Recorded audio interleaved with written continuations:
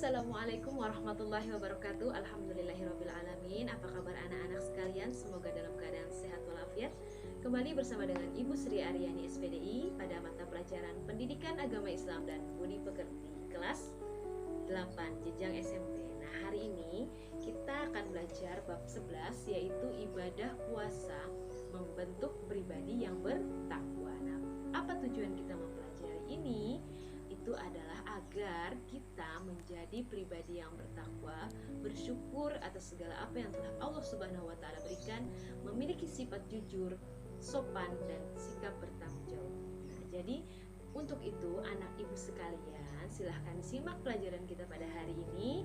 Nah, untuk memulai pelajaran kita pada hari ini, mari kita sama-sama mengucap basmalah. Bismillahirrahmanirrahim.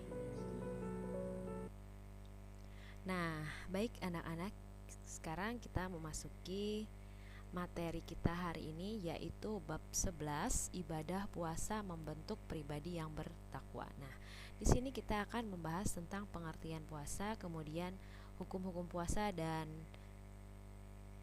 jenis-jenis puasa. Nah, sebelum kita mengetahui pengertian puasa, kita simak dan dengarkan dulu dalil Quran Surah Al-Baqarah ayat 183 ini. يا أيها الذين آمنوا كتب عليكم الصيام كما كتب على الذين من قبلكم لعلكم تتقون. Artinya, hai orang-orang yang beriman, diwajibkan atas kamu berpuasa, sebagaimana diwajibkan atas orang-orang sebelum kamu, agar kamu bertakwa. Nah, sudah jelaskan anak-anak? Di dalil ini sudah dijelaskan bahwa kita sebagai orang yang beriman memang diwajibkan untuk berpuasa. Kenapa? Karena puasa itu akan membentuk pribadi seseorang menjadi orang yang bertakwa, lebih mendekatkan diri kepada Allah Subhanahu wa taala. Ya, selanjutnya kedudukan puasa dalam Islam. Nah, di sini kita akan membahas pengertian puasa. Kata puasa merupakan terjemah dalam bahasa Indonesia untuk menerjemahkan kata yang berasal dari Arab, yaitu syam. Kata syam mempunyai arti menahan diri. Secara istilah, pengertian puasa atau syam adalah menahan diri dari segala sesuatu yang dapat membatalkan puasa, yang diawali sejak terbitnya fajar sampai dengan terbenamnya matahari dengan tata cara tertentu. Nah, kedudukan puasa dalam agama Islam itu adalah sangat penting. Puasa Ramadan merupakan salah satu puasa yang disyariatkan dalam Islam, dan bahkan puasa Ramadan merupakan rukun ketiga dari rukun Islam. Karena merupakan rukun Islam, maka umat Islam yang memenuhi syarat dan tidak memiliki halangan, hukumnya wajib melaksanakan puasa Ramadan. Jadi sampai sini sudah paham anak-anak apa itu puasa? Puasa itu tadi adalah menahan diri. Berarti kalau kita menahan diri, berarti kita di sini melatih diri kita agar bersikap sabar. Selanjutnya, hukum puasa. Nah, hukum puasa ini terbagi menjadi empat macam, yaitu puasa wajib, kemudian puasa sunnah, puasa makruh, dan puasa haram. Puasa wajib, pengertian dari hukum puasa wajib adalah bahwa puasa harus kita laksanakan oleh karena adanya sebab-sebab tertentu. Jika kita tidak melaksanakannya, maka akan berdosa. Contohnya apa? Puasa Ramadan, puasa kafarat, puasa nazar, dan puasa qadha. Nah, ini empat ini adalah puasa yang wajib kita laksanakan. Yang kedua adalah puasa sunnah. Pengertiannya yaitu puasa yang apabila kita laksanakan akan memperoleh pahala, namun jika kita tidak melaksanakannya juga kita tidak berdosa. Jadi bila dikerjakan mendapat pahala, bila tidak dikerjakan tidak berdosa. Itu namanya puasa sunnah. Nanti akan kita bahas ya apa saja itu puasa sunnah. Kemudian yang ketiga ada puasa makruh. Pengertian hukum makruh puasa adalah bahwa puasa yang sebaiknya kita hindari. Puasa ini pada dasarnya boleh kita laksanakan, namun menjadi makruh saat kita memaksanya. Nah, memaksanya waktu keadaan kita tidak memungkinkan. Jadi kalau kita dalam keadaan yang tidak memungkinkan, tidak usah memaksa puasa karena nanti hukumnya akan makruh. Makruh ini berarti percuma.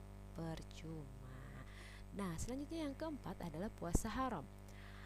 Puasa haram adalah puasa yang tidak boleh dijalankan. Jika dijalankan, maka akan mendapatkan dosa dari Allah Subhanahu wa ta'ala. Sebagai contoh, puasa haram adalah puasa yang kita lakukan pada saat hari raya Idul Fitri atau hari raya Idul Adha. Jadi kalau kita lebaran, ngapain kita puasa? Karena hukumnya juga haram.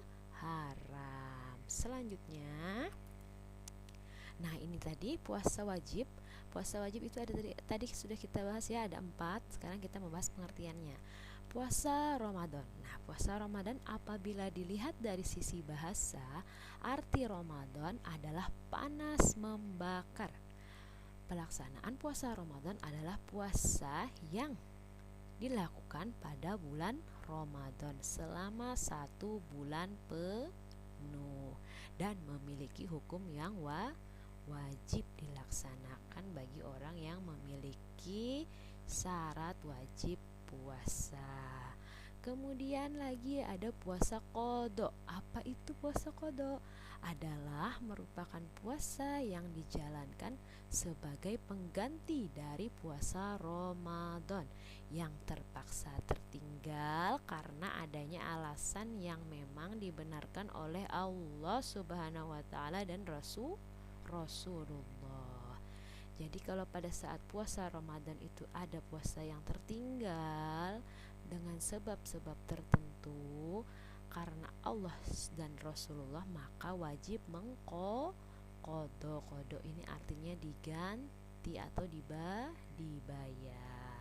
Selanjutnya ada puasa nazar. Nah, apa itu puasa nazar?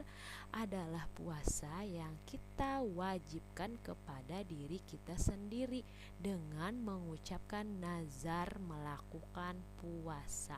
Misalnya, nanti aku kalau peringkat 1 di kelas aku mau puasa. Nah, ternyata anak ibu ini peringkat 1 di kelas. Nah, maka dia wajib melaksanakan puasa nazar karena dia sudah bilang tadi sudah bernazar. Maka laksanakanlah puasanya. Puasanya hukumnya menjadi wajib. Kemudian yang terakhir ada puasa kafarat.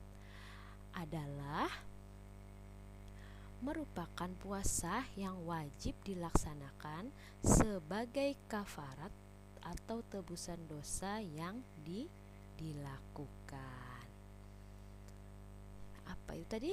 Berarti kalau kita melaksanakan suatu dosa, maka wajib ditebus dengan puasa. Nama puasanya adalah puasa kafarat. Selanjutnya, syarat puasa Ramadan. Nah, jadi syarat puasa Ramadan ini ada 2, anak-anak ibu. Yang pertama ada syarat wajib, kemudian ada syarat sah.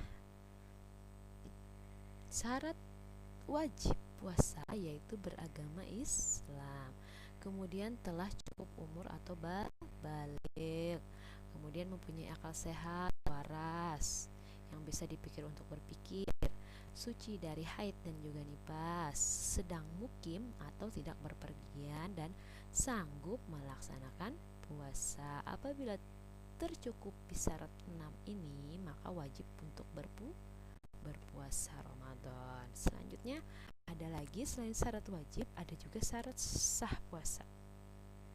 Syarat sah puasa ada beragama Islam saat melaksanakan puasa. Kemudian mumayyiz itu yang memasuki 7 tahun. Nah, anak yang sudah memasuki usia 7 tahun itu boleh melaksanakan puasa Ramadan.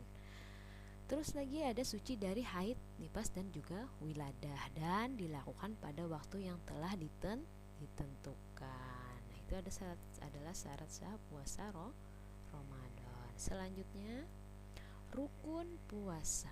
Rukun puasa apa? Yang pertama adalah niat. Niatnya apa untuk puasa? Yaitu nawaitu shauma ghadin an adai fardi syahri ramadhana hadhihi sanati lillahi ta'ala. Sahajaku puasa esok hari pada bulan Ramadan fardu karena Allah Subhanahu wa ta'ala.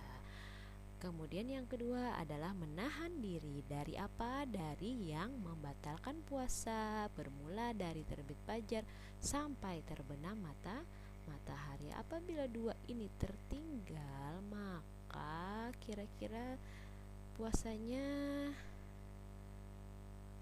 bagaimana?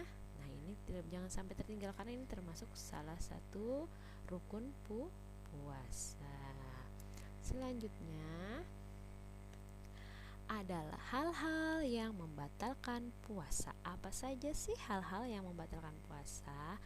Yaitu adalah makan, minum dengan sengaja, muntah dengan sengaja, mengeluarkan mani dengan sengaja, melakukan hubungan suami istri, membatalkan niat puasa, dan murtad atau keluar dari agama Islam. Nah, ini tindakan-tindakan yang akan membatalkan puasa. Kemudian ada lagi hal-hal yang tidak dapat dihindari ketika puasa, seperti keluar darah haid atau nifas, maka lebih baik batalkan puasa. Kemudian hilang akal, baik karena gila atau sakit, dan melihat bulan tanggal 1 Syawal. Kalau sudah terlihat bulan tanggal 1 Syawal tapi kita sedang puasa, maka wajib dibatalkan. Kenapa? Karena 1 Syawal itu hukumnya haram untuk berpuasa. Nah, selain hal-hal yang dapat membatalkan puasa, Allah juga menghindari dari hal-hal yang dapat merusak puasa. Apa saja sih yang dapat merusak puasa? Nah, seperti bergunjing, berbohong, dan perbuatan tidak terpuji lainnya. Selanjutnya ada sunnah-sunnah puasa. Yang pertama, mengakhirkan sahur, kemudian menyegerakan berbuka, memperbanyak membaca Al-Quran tadarus, dan menjalankan sholat malam atau sholat tarawih. Kalau kita melaksanakan 4 ini, insya Allah bila dikerjakan mendapat pahala. Kalau ditinggalkan tidak berdosa rintar. Selanjutnya, orang-orang yang diperbolehkan tidak berpuasa. Ada 4 orang yang diperbolehkan untuk tidak berpuasa. Yang pertama, musafir, orang yang dalam perjalanan jauh. Kemudian orang yang sedang menderita sakit. Yang ketiga, wanita yang sedang hamil dan menyusui. Dan yang keempat, orang yang sudah tua renta. Ini boleh tidak berpuasa, tapi dengan syarat kalaunya itu ada ketentuan-ketentuannya, itu ada namanya puasa qada atau membayar fidyah. Lanjut. Nah, setelah kita membahas puasa wajib, kita akan membahas puasa sunnah. Apa tadi puasa sunnah? Bila dikerjakan mendapat pahala, bila ditinggalkan tidak berdosa. Apa saja macam-macam puasa sunnah? Ada puasa Senin dan Kamis. Kemudian puasa Arafah 9 Zulhijjah.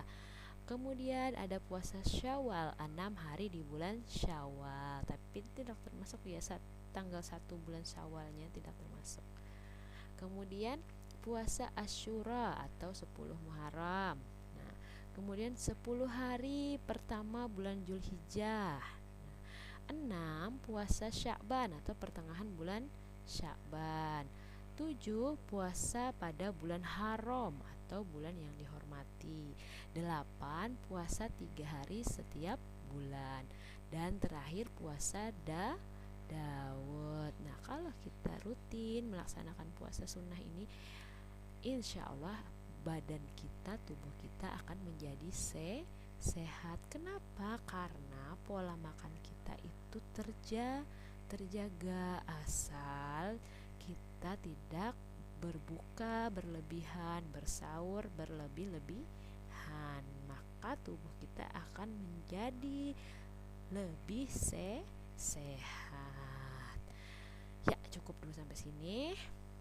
Nah, anak-anak ibu sekalian, bagaimana penjelasan ibu tadi? Semoga bermanfaat. Jadi apa saja yang dapat kita ambil dari pelajaran kita pada hari ini? Hikmahnya yaitu yang pertama, meningkatkan iman dan takwa kita kepada Allah Subhanahu wa Ta'ala agar kita menjadi anak yang bersyukur. Kemudian menumbuhkan rasa solidaritas, melatih mendidik kesabaran kita dalam kehidupan sehari-hari. Kemudian dapat mengendalikan hawa nafsu dan meningkatkan kesehatan. Dengan berpuasa maka kita akan sehat asal tidak berlebih-lebihan. Nah, demikian yang dapat ibu sampaikan, semoga bermanfaat. Salah hilap ibu mohon maaf. Apabila ada yang ingin ditanyakan silahkan isi di kolom komentar ya anak. Nanti ibu share link soal untuk materi kita hari ini. Wabillahi taufiq wal hidayah. Wassalamualaikum warahmatullahi wabarakatuh.